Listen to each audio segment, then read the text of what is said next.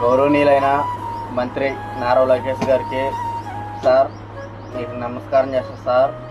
దయచేసి మా బాబును బ్రతికించండి.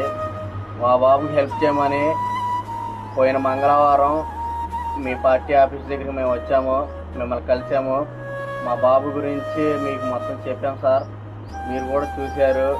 ఏమైంది బాబుకి అని అడిగారు, మొత్తం చెప్పాము.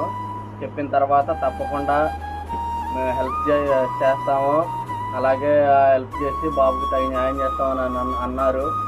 ఇప్పటి వరకు కూడా మాకు మీ దగ్గర నుంచి రెస్పాండ్ అయితే రాలేదు.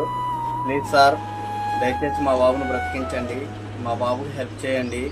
అలాగే చాలామంది కూడా మా బాబుకి లోకేష్ గారిని కలిశారు. ఇంకేముంది, ఆల్రెడీ బిఎంటీ చేయించారంటగా, 10 లక్షలు ఇచ్చారంటగా అందరూ కూడా చాలామంది అనుకుంటున్నారు సార్.